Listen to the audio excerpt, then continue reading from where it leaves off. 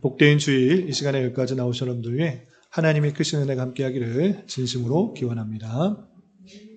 아울러 여러 가지 사정으로 영상으로 예배에 참여하는 모든 분들에게도 동일한 은혜가 있기를 기원합니다. 우리는 계속해서 열왕기 상의 말씀을 읽어나가고 있습니다. 열왕기 상의 앞부분에는 어떤 내용이 있는가라고 할 때 다윗을 이어 왕위에 오른 솔로몬의 통치가 자세하게 기록되어 있습니다. 그런데 솔로몬의 그 통치, 교회를 다니지 않는 사람도 솔로몬이라는 이름은 한 번쯤 들어봤을 텐데 성경에서는 그 솔로몬의 기록 중에 무엇을 집중적으로 잘 다루고 있는가, 강조하며 다루고 있는가. 믿지 않는 사람도 한 아이의 두 여인이 자기 아이라고 재판을 해달라고 했을 때 지혜롭게 재판한 정도는 알고 있는데 성경에 물론 그런 그 얘기가 있지만 가장 많이 다루고 있는 부분이 무엇인가? 자세히 살펴보면 성전을 건축하는 내용, 그 내용을 가장 많이 기록하고 있다. 우리는 그것을 발견하게 되는 것입니다. 그래서 여호와를 믿는 신앙에 있어서는 성전 중심의 신앙, 하나님을 믿는 그 신앙에 있어서 성전 중심의 신앙이 아주 강조되고 있다는 것을 우리는 살펴보게 됩니다. 그런데 오늘 본문은 성전을 짓고 하나님 앞에 감사 기도를 드린 이후에 하나님께서 그것에 대한 응답하신 것, 그리고 솔로몬이 남은 일들을 어떤 일들을 하였는가 기록되고 있는데, 그러면 이 본문에서 우리가 깨달아야 될 것이 무엇인지 교훈받는 시간을 갖도록 하겠습니다. 전체적인 내용들을 살펴보기 전에 우리 열왕기상을 읽어가면서 계속적으로 잊지 말아야 될 것이 무엇인가라고 했을 때 나라와 번영과 몰락이 오직 하나님을 향한 순종 여부에 달려있다는 것을 열왕기상과 하를 통해서 계속적으로 살펴보는 것입니다. 수많은 왕들이 있지만 하나님 보시기에 선한 일을 했는가 그렇지 않았는가, 하나님의 말씀에 순종하였는가 순종하지 않고 있는가, 그 모습들을 보면서 하나님께서 그 나라의 흥망성쇠를 좌우하고 있다는 것을 우리는 눈여겨보면서 살펴봐야 될 것입니다. 거기에 중점을 두고 열왕기 상과 하가 기록되어 있다는 것을 잊지 말아야 될 것입니다. 그리고 열왕기 상은 크게 두 부분으로 나눠서 생각해 볼 수 있습니다. 1장부터 11장까지는 솔로몬의 통치의 역사입니다. 그래서 통일왕국, 아직 나라가 분열되기 전에 어떤 일들이 있었는가, 통일왕국에 대해서 설명하고 있는데 다윗을 이어 솔로몬이 통치한 그 역사를 쭉 설명하고 있습니다. 아주 자세하게 다루는데 말씀드렸던 것처럼 가장 많은 부분 할애해서 기록하고 있는 것은 성전이 어떻게 건축되었는가, 그리고 뿐만 아니라 하나님께서 솔로몬에게 지혜를 주셔서 그 나라가 어느 왕과 비교해 보아도 부국강성했다라는 것들을 강조하고 있습니다. 그런데 솔로몬조차도 연약한 인간이라는 것들을 적나라하게 드러내면서 그가 지은 죄로 말미암아 또다시 쇠퇴의 역사와 나라가 분열되는 역사를 적나라하게 그리고 있는 것입니다. 그리고 12장부터 24장까지는 남유다의 세 왕과 북이스라엘의 7 왕들이 어떤 식으로 바뀌게 되는지 그것에 대해서 기록하고 있다. 것을 머릿속에 염두에 두시며 읽어나가야 될 것입니다. 그리고 오늘 본문은 9장인데 9장을 떼어서 읽는 것이 아니라 앞에 어떤 일들이 있었는지 같이 살펴보면서 읽어야지 본문을 잘 이해할 수 있기 때문에, 물론 여러분들이 한 장 한 장, 하루에 한 장 한 장씩 같이 읽어나가셨겠지만 다시 한번 정리를 해드리도록 하겠습니다. 열왕기상 5장에 보면 성전을 건축할 때 준비하는 장면이 나옵니다. 물론 예루살렘에 그 성전을 지어야 되는데 거기에 있는 건축 자재가 부족했던 것입니다. 그래서 좋은 자재를 가져오기 위해서 먼 지역의 두로의 왕 히람에게 도움을 구해서 거기에 있는 좋은 건축 자재, 백향목들을 얼마든지 다 가져올 수 있도록 하고, 또 금도 가져올 수 있도록 하고, 또한 기술자도 도움을 받아서 성전을 짓도록 그렇게 약속을 합니다. 그런 도움만 받는가? 그렇지 않고 솔로몬도 그것에 대한 대가로서 그 두로왕 히람이 왕궁에서 먹을 수 있는 충분한 음식을 대주겠다, 이렇게 약속을 했던 장면이 5장에 나옵니다. 그리고 6장에서는 성전을 어떻게 지었는가, 외부는 어떻고 내부는 어떤지 그것을 자세하게 그리고 있는데 7년 약 6개월 동안 지은 것을 보여줬습니다. 그런데 여기서 성전 건축에서 핵심은 하나님께서 보이신 식양대로 건축했다. 내 생각과 내 뜻대로 내가 마음대로 만든 것이 아니라 하나님께서 다윗에게 보여주신 그 식양대로 그대로 건축한 내용들이 특징이라 할 수 있습니다. 그리고 나서 솔로몬이 이제 비로소 자기가 살 왕궁과 또 성전 안에 들어갈 기물과 여러 가지 비품들을 만드는 내용이 7장에 나옵니다. 그리고 어제 읽었던 8장에서는 모든 것을 다 짓고 나서 낙성식을 행하는 장면이 나옵니다. 모든 백성들을 불러놔서 이 성전이 가진 의미가 무엇인지, 그리고 하나님 앞에 기도하면서 이 성전을 향하여 하는 기도, 어떠한 기도든지 성전을 향하여서 기도한 것이라면 들어주십시오라고 간구하는 내용이 8장에 나옵니다. 그런데 여기서 그냥 문자 그대로 성전을 향하여서 기도하면 다 들어준다, 이것이 아니라 하나님께서는 이 성전에 계시지도 않고 또한 하늘에 하늘이라도 갇힐 수 있는 분이 아니지만 그럼에도 불구하고 하나님께서 그 백성들과 함께 하신다라는 그 임재의 표시인 성전을 향하여 기도할 때 응답해 달라고 이렇게 간구하는 내용이 나옵니다. 그리고 나서 이어지는 9장에서는 그 기도에 대한 하나님의 응답과 솔로몬의 남은 업적들에 대해서 이렇게 표현하고 있는 것입니다. 그럼 오늘 본문 내용을 살펴보도록 하겠습니다. 하나님께서 응답하시는 내용이 1절부터 9절까지 나오는데 먼저 1절부터 3절까지 솔로몬이 기도한 그것에 어떻게 응답하시는지 또 어떤 약속을 하시는지 1절부터 3절까지 같이 한번 읽어보겠습니다. 시작. 솔로몬이 여호와의 성전과 왕궁 건축하기를 마치며 자기가 이루기를 원하던 모든 것을 마친 때에 여호와께서 전에 기브온에서 나타나신 것 같이 다시 솔로몬에게 나타나사 여호와께서 그에게 이르시되 내 기도와 내가 내 앞에서 간구한 바를 내가 들었은즉 나는 내가 건축한 이 성전을 거룩하게 구별하여 내 이름을 영원히 그곳에 두며 내 눈길과 내 마음이 항상 거기에 있으리니. 그 응답으로서 너 기도한 것처럼 그렇게 해주겠다. 이 성전에 내가 갇혀있는 것은 아니지만 그럼에도 불구하고 내 이름, 이 성전을 거룩하게 구별을 하여서 이름을 영원히 그곳에 두고 또 마음과 눈길을 항상 거기에 두어서 너희들이 성전을 향하여 하는 기도, 하나님을 성전 대신 그 중보자를 통하여서 하는 그 기도에 내가 항상 듣고 그것을 응답하겠다라고 약속하는 것입니다. 그런데 그냥 무조건 다 들어주겠다 이렇게 하지 않으시고 두 가지 조건을 들어달라, 두 가지 조건에 대해서 덧붙여서 말하는 것입니다. 먼저 율법들을 잘 지켜야지 그것에 대한 약속들을 이루어 주겠다라고 4절부터 5절까지 덧붙여서 이렇게 말씀하십니다. 4절 5절 계속해서 읽어보겠습니다. 시작.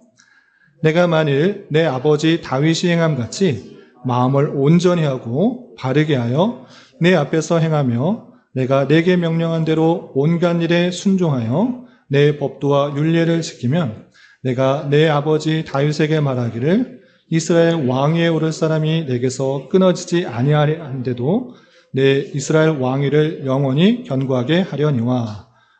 내가 그렇게 네가 원하는 대로 이 성전을 구별하여서 거룩하게 하고 내 마음과 그 뜻을 다 이곳에 두겠다. 그런데 그것이 끝이 아니라 다윗이 그러한 것처럼 너도 내 앞에서 행하여 온전히 그 말씀에 순종해라. 법도 율례 그것을 온전히 지킬 때에 내가 다윗에게 약속하였던 그 내용들, 내 자손을 통하여서 이스라엘 왕위가 영원히 끊어지지 않을 것이라는 그 약속이 지켜질 것이다 라고 율법을 온전히 지키고 그 안에서 또 그 앞에서 행하도록 조건을 다는 것을 보게 됩니다. 그런데 이 조건에 따라서 행하지 않을 때, 율법을 지키지 아니할 때 그 저주도 훨씬 더 많은 양을 말하면서 저주의 내용들을 하게 되는 것을 보게 됩니다. 그것이 6절부터 9절까지 나와 있는 것입니다. 다 읽진 않고 스크린에 나와 있는 대로 6절, 7절과 그리고 9절 말미 그 내용을 보면서 같이 읽도록 하겠습니다. 시간 관계상 6절, 7절과 9절 말미를 스크린에 보고 같이 한번 읽어보겠습니다. 시작. 만일 너희나 너희 자손이 아주 돌아서서 나를 따르지 아니하며 내가 너희 앞에 둔 나의 계명과 법도를 지키지 아니하고 가서 다른 신을 섬겨 그것을 경배하면 내가 그들에게 준 땅에서 끊어버릴 것이요 내 이름을 위하여 내가 거룩하게 구별한 이 성전이라도 내 앞에서 던져버리리니 여호와께서 이 모든 재앙을 그들에게 내리심이라 하리라 하셨더라. 6절부터 9절까지는 율법을 지키지 아니하고 하나님의 말씀 따르지 않고 또 다른 신을 섬기게 되면 어떤 일을 당하게 될지 아주 구체적으로 여러 가지 일들에 대한 저주를 말하는 것입니다. 내가 준 땅, 그 가나안 땅 거기서 끊어버릴 것이고 거룩하게 구별하여서 성전 멋있게 지었느냐? 성전도 없애버리겠다. 그리고 어떤 여러 가지 재앙도 다 그 모든 재앙을 내릴 것이다. 그러니 율법들을 잘 지키고 나를 섬기고 내 앞에서 온전히 행하라 된다라고 다시 한번 그 응답의 내용들을 알려주는 것입니다. 이렇게 솔로몬이 기도하였을 때 하나님께서는 이 응답으로 말씀하셨습니다. 이 말씀에 대해서는 좀 이따가 다시 한번 생각해 보도록 하겠습니다.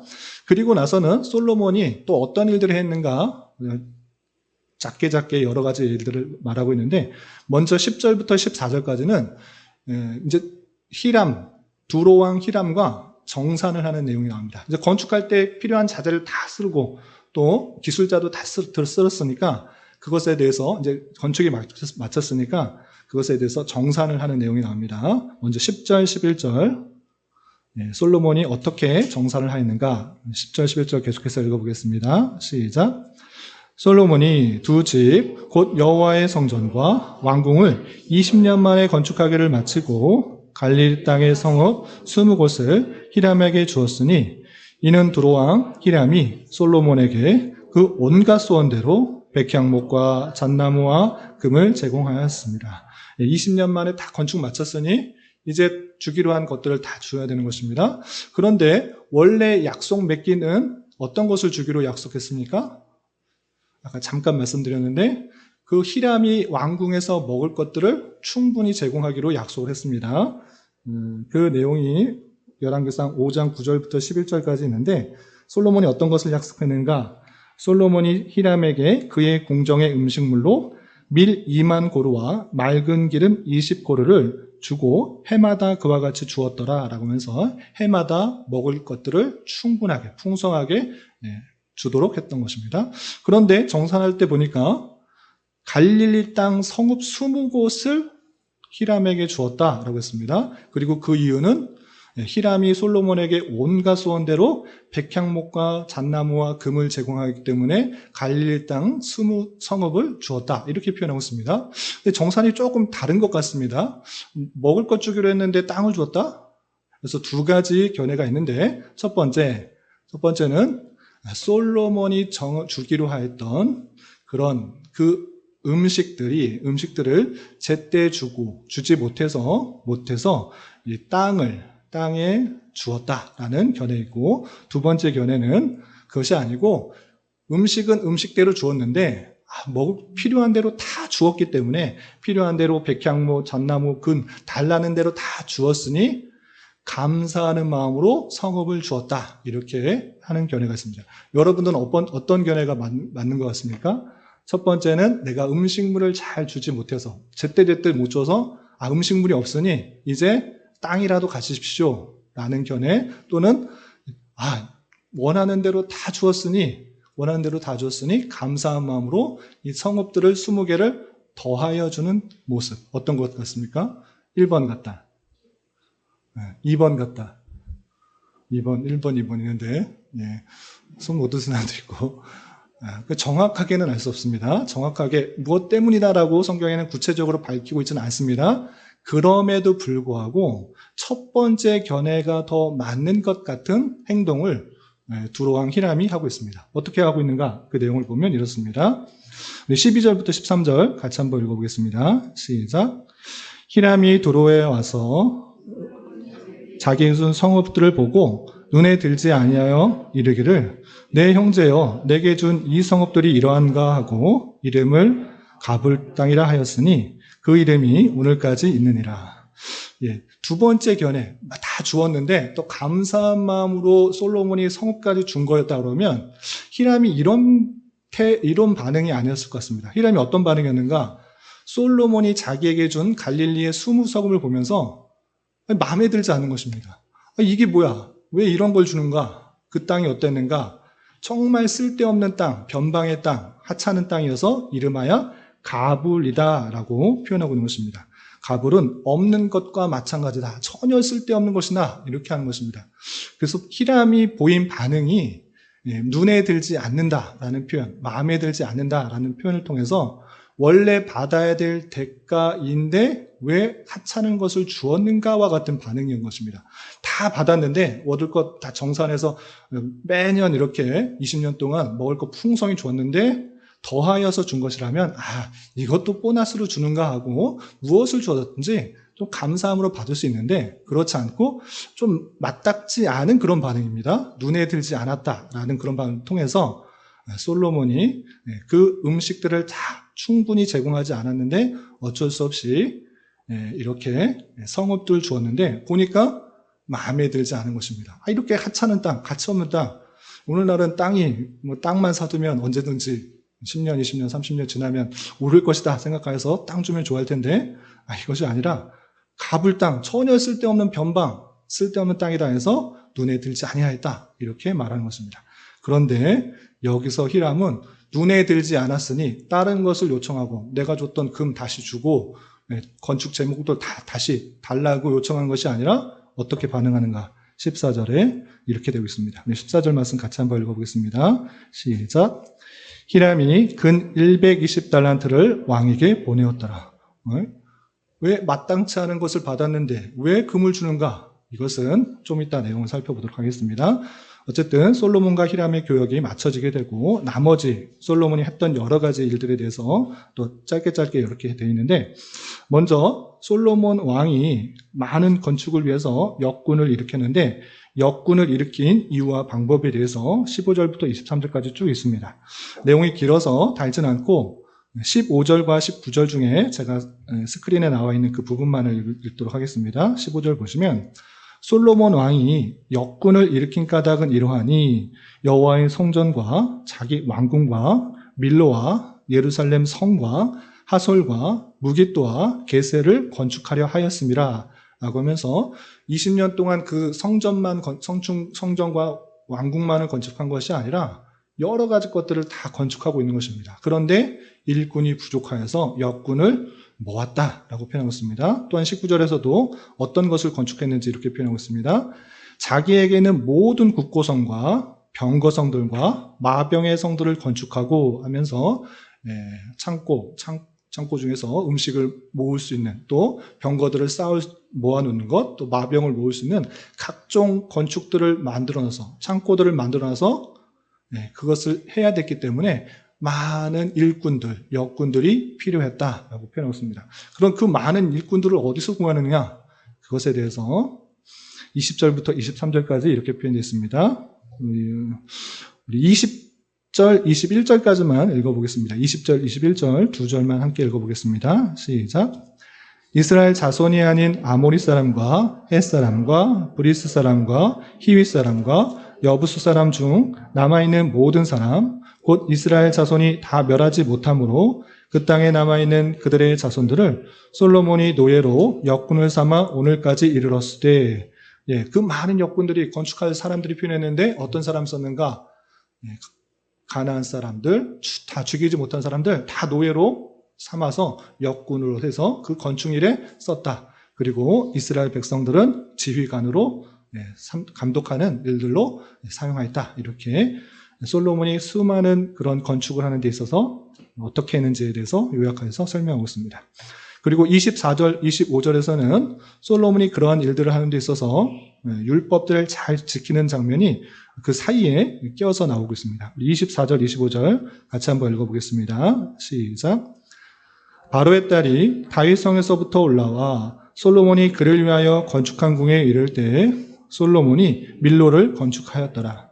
솔로몬이 여호와를 위하여 쌓은 제단 위에 해마다 3번씩 번제와 감사의 제물을 드리고 또 여호와 앞에 있는 제단에 분향하니라. 이에 성전 짓는 일을 마치니라. 바로의 딸과 결혼하였는데 그를 위하여서 밀로라는 그 왕비의 그 성을 건축한 것입니다. 그래서 그를 따로 거할 수 있도록 만들어 주었습니다. 근데 이것을 왜 따로 만들어 뒀는지, 바로의 딸을 특별히 사랑해서 궁을 만들어 준 것인가, 그것은 좀 이따 살펴보도록 하겠습니다. 그리고 해마다 3번씩 번제, 감사 제물을 드렸는데 이 3번씩 드렸던 이 제사는 이스라엘의 3대 절기에 그렇게 제사를 드린 것으로 우리는 생각할 수 있습니다. 이 3대 절기는 무교절과 7.7절, 초막절, 이 3대 절기가 있는데 이 절기 때마다 모든 백성이 성전으로 와서 또 제사를 드리도록 했는데 그 일들을 빠지지 않고 했다라고 표현하고 있는 것입니다. 그리고 마지막 26절부터 28절까지는 솔로몬이 배를 즐겨서 무역하는 장면도 그의 업적으로 소개되고 있습니다. 26절부터 28절까지 마지막으로 같이 한번 읽어보겠습니다. 시작. 솔로몬 왕이 에돔 땅 홍해 물 가에 엘롯 근처 에시온 게벨에서 배들을 지은지라.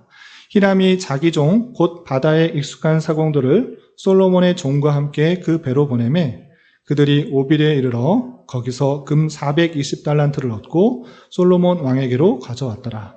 에시온 게벨에서 배들을 지어서 또 사공들을 딱 초청해서 배로 해상 무역을 했던 것입니다. 그래서 오빌이라는 곳에서 금을 가져와서 무역을 하는 그 장면도 업적으로 표현되고 있는 것입니다.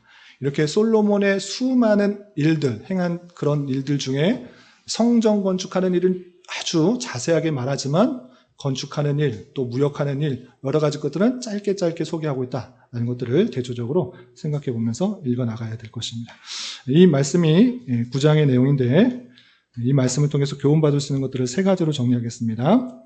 첫 번째, 솔로몬의 기도에 하나님께서는 어떻게 응답하셨는가 생각해 봤으면 좋겠습니다. 솔로몬의 기도는 어제 읽었던 8장에 자세하게 나와 있는데 이 성전을 하나님께서 이 성전을 향하여 기도하는 것 다 들어주십시다 이렇게 기도했던 것입니다. 하나님께서 이 성전을 귀하게 여기고 또 어떤 민족들이 이스라엘 백성들뿐만 아니라 다른 이방인들도 이 성전을 향해서 기도하면 응답해 달라. 전쟁에 나갈 때나 또 범죄에서 우리가 고통당할 때나 성전을 향해서 기도하면 들어달라고 이렇게 기도했던 것입니다. 그것에 대한 기도 어떤 것이었습니까? 첫 번째, 네가 기도한 것처럼 이 성전을 거룩하게 구별해서 내 이름을 영원히 이곳에 둘 것이다. 그리고 내 눈길과 내 마음이 항상 이 성전에 있을 것이다 라고 약속하는 것입니다. 그런데 2가지 조건을 달았습니다. 첫 번째, 그런데 너가 율법을 잘 지키고 내 앞에서 온전히 행하면 내가 약속한 대로 내 자손을 통해서 이스라엘 왕위가 영원히 이어질 것이지만 너와 너 백성이 그렇지 않으면 하나님의 말씀대로 순종하지 않고 내 율법을 따르지 않고 다른 신들에 가서 절하면 그 수많은 재앙들이 너에게 임하게 될 것이다. 이렇게 표현하고 있는 것입니다. 네가 이렇게 귀하게 여겼던 그 성전조차도 내가 다 뽑아버리겠다. 이스라엘 나라에서 너희들 없애겠다. 이렇게 강력하게 경고하신 내용을 보게 됩니다. 그러므로 말미암아 우리는 어떤 것을 생각해야 되는가? 우리는 잘 깨달아야 되는 것입니다. 사람의 시선과 마음은 성전을 잘 건축하거나 외적인 어떠한 성과를 낸 것에 집중하지만 하나님께서는 거기서 그치지 않고 그의 마음과 행동을 보신다. 건축 잘 해놨으니 내가 마음대로 살아도 된다. 이런 것이 아니라 하나님께서 그 백성들에게 원하는 것은 하나님의 말씀을 온전히 지키고 내 앞에서 온전히 행하라. 그것을 원하신다는 사실을 잊지 말아야 할 것입니다. 이 이야기는 하나님께서 솔로몬에게 비로소 처음 한 이야기가 아니라 우리는 지난주에 다윗이 그 마지막 솔로몬에게 유언했던 내용을 기억하고 있는 것입니다. 무엇을 유언을 남겼습니까? 너가 하나님 말씀대로 온전히 살아라. 그러할 때에 내 자손을 통해서 그 왕위가 영원히 이어질 것이다. 그것은 다윗이 생각해낸 말도 아니고 하나님께서 다윗에게 약속하신 것이고 다윗이 솔로몬에게 전해준 것이고 또 솔로몬이 처음 들었던 것이 아니고 솔로몬이 성전을 지으면서도 하나님께서 말씀하셨던 내용이고 또 기도의 응답으로서 그 말씀을 하고 계시는 것입니다. 그리고 솔로몬뿐만 아니라 수많은 왕들이 하나님의 율법들을 잘 지키는가, 하나님의 말씀대로 살아가는가, 아니 하나님이 아니라 하나님도 섬기고 이방 신도 섬기고 이런 것들을 하고 있는가, 그것을 적나라하게 하나하나 살펴보면서 자잘못을 가리고 있는 그 모습을 보게 되는 것입니다. 하나님께서 우리에게 원하는 것은 외적인 업적과 성과를 이루어내는 것이 아니라 무엇을 했다, 무엇을 이룩했다, 무슨 결과를 얻었다, 이것이 아니라 하나님 말씀에 온전히 순종하며 살아가고 있는가, 하나님 앞에서 그 삶을 살아가고 있는가, 그것을 하나님께서 원하신다는 것을 우리는 성경을 통해서 발견하게 되는 것입니다. 내 사업을 크게 하고 교회당을 크게 하고 어떤 업적을 크게 일고 내가 높아지고 이러한 것이 아니라 그러한 모습 가운데 너는 정말 하나님 앞에서 살았는가? 하나님의 말씀에 순종하며 살았는가? 그것을 끊임없이 묻고 계시다라는 사실을 잊지 말아야 될 것입니다. 하나님께서 원하시는 것은 외적인 어떤 업적과 성과의 결과가 아니라 하나님 앞에서 순종하며 살아가는 한 영혼이라는 것들을 잊지 않으며 하나님의 말씀에 더욱더 집중하며 살아가는 저와 여러분이 되시기를 주님의 이름으로 부탁을 드립니다. 그런데 여기 본문을 넘어서 열왕기서와 또 성경 전체 안에서 이 말씀을 함께 살펴보려 하는 것입니다. 그것은 무엇이냐?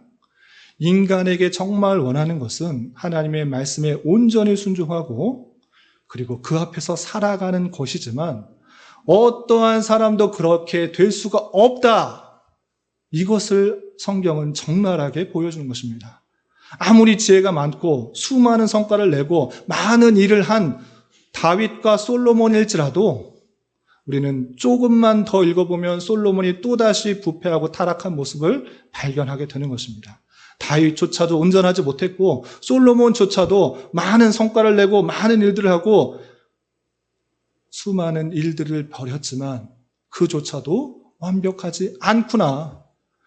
어떤 인간도 하나님의 말씀 앞에 온전할 수가 없구나. 인간이 왕으로 세우고 그 인간 왕으로서는 여전히 부족하고 여전히 흠이 많고 죄 많은 인생일 뿐이구나를 우리는 성경을 통해서 보게 되는 것입니다.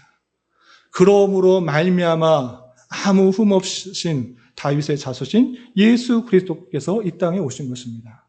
우리가 그 모든 하나님의 율법과 그 앞에서 행하는 일들을 지키지 못하였기 때문에 수많은 저주, 아니 모든 저주를 받아야 마땅하지만 우리를 긍휼히 여기셔서 우리 아무 공로 없음에도 불구하고 하나님께서 택하셨다는 그 이유 하나만으로 우리가 참된 왕이시오 대속자 되신 예수 그리스도를 믿게 되고 그로 말미암아 구원을 얻게 되었다는 사실을 잊지 말아야 될 것입니다. 하나님께서 원하시는 그 율법의 내용과 또 우리가 그 얼마나 죄인인가를 깨닫고 우리의 죄를 대신하여 예수 그리스도께서 오셨다는 사실로 인하여서 참된 기쁨과 감사를 얻을 수 있는 저와 여러분이 되시기를 주님의 이름으로 부탁을 드립니다.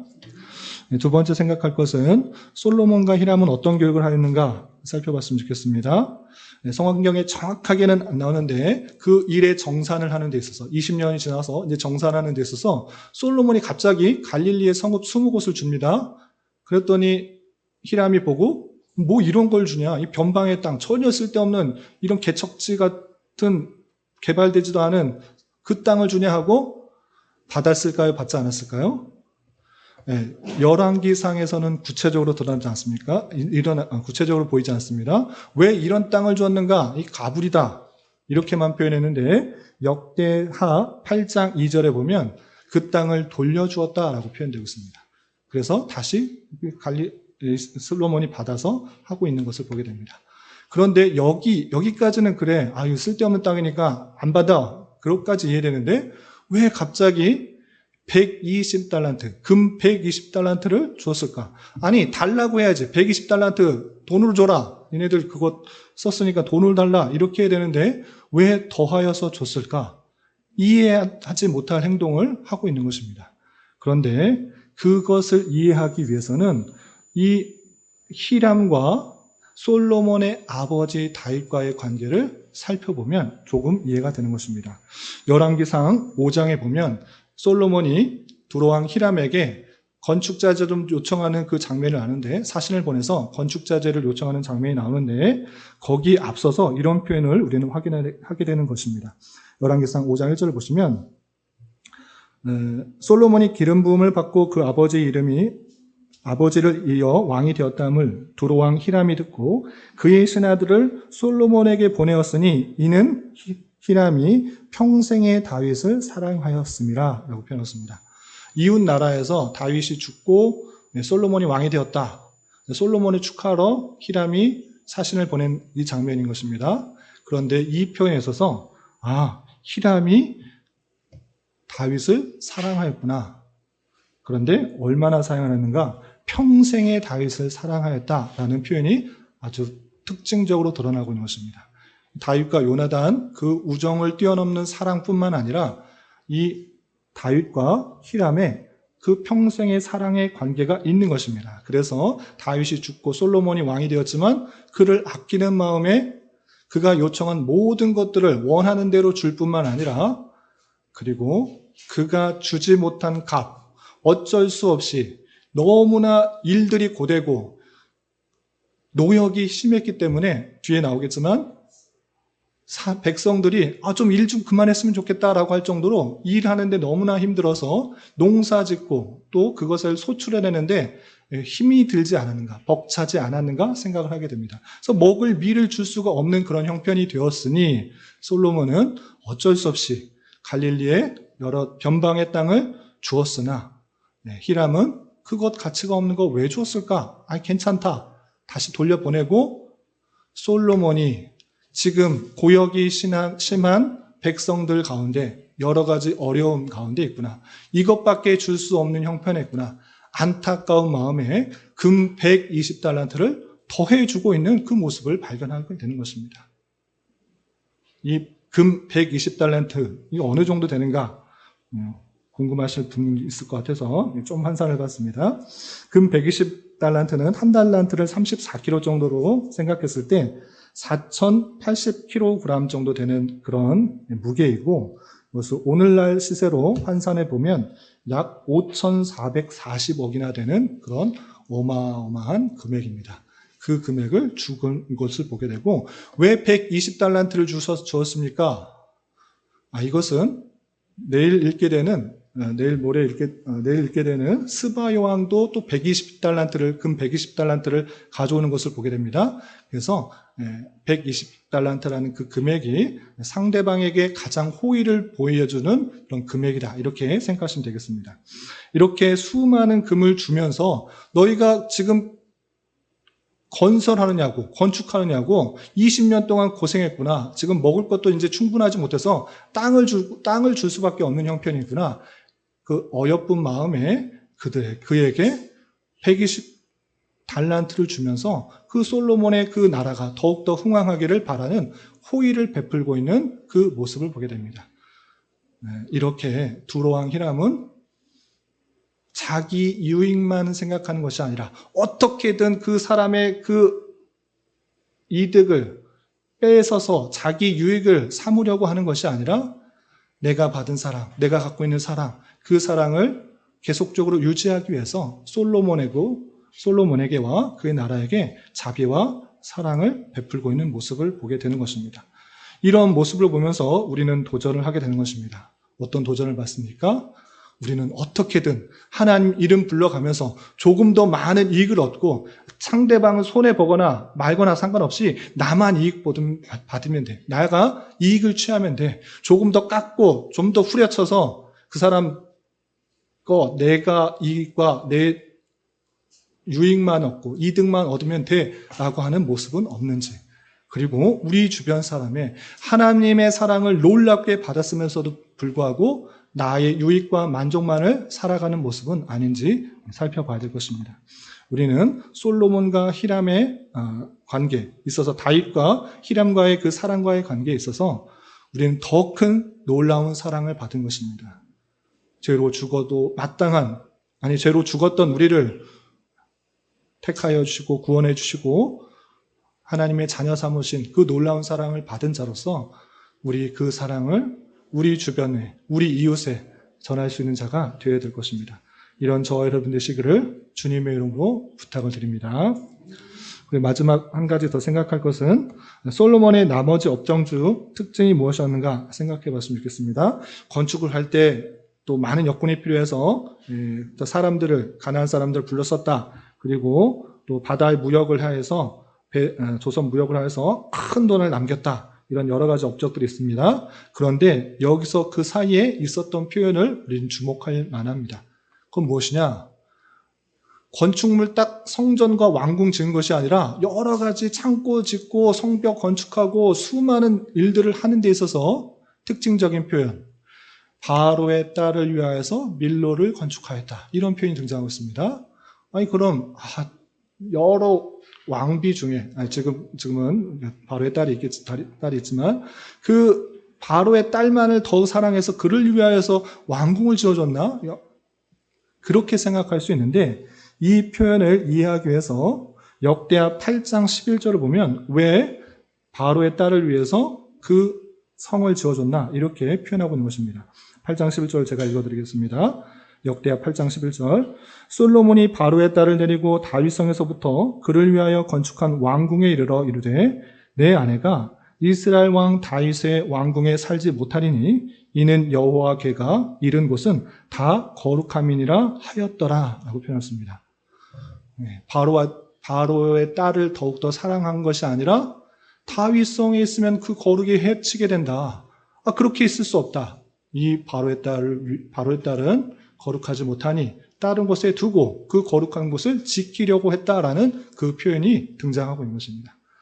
수많은 건축을 하는 데 있어서 솔로몬은 거룩성, 그 언약궤의 거룩성, 그리고 그 성전을 지키고 또 율법을 지키는 그 아주 뛰어난 거룩과 경건성을 보이고 있는 것을 보게 됩니다. 이 모습을 통하여서 우리 또한 이런 도전을 받게 됩니다. 어떤 것인가? 신앙생활과 교회 안에서 신앙생활하는 것과 사회에서 일상적인 삶을 하는 데 있어서 우리는 같은 모습을 보여야 되는데 그렇지 않는 모습을 종종 보게 되는 것입니다.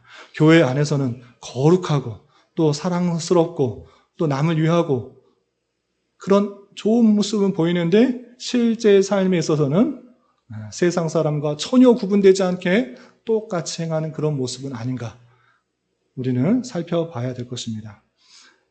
우리는 우리 주어진 삶의 그 모든 공간에서 하나님께서 원하시는 삶을 살아가되 경건과 거룩을 지키며 온전히 행해야 될 것입니다. 일주일에 예배당에 나와서 예배하는 그 시간만 거룩하고 경건한 척하는 것이 아니라 우리 주어진 어느 자리에서나 하나님 앞에서 하나님의 뜻을 이루고 또 구별된 삶을 살아가기 위해서 힘쓰는 것, 그것이 마땅한 자세다라고 할 수 있는 것입니다. 솔로몬이 타락하기 이전 그 모습은 우리가 본받고 또 따라야 될 그런 모습이라 생각하면서 일상의 삶에 있어서 거룩과 경건을 훈련하며 일헌화된 그 삶의 모습들을 살아가야 될 것입니다. 이런 저와 여러분 되시기를 주님의 이름으로 부탁을 드립니다. 기도하겠습니다. 하나님 아버지 감사합니다. 오늘 말씀을 통하여 솔로몬의 성전 봉헌 기도 이후에 하나님께서 응답하신 것과 솔로몬의 여러 업적들에 대해서 살펴보았습니다.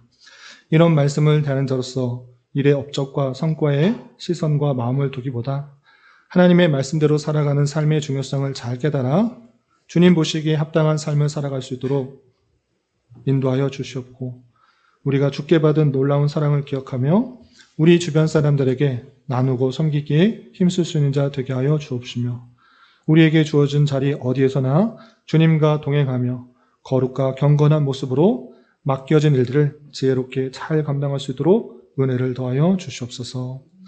예수님의 이름으로 기도 올리옵나이다. 아멘.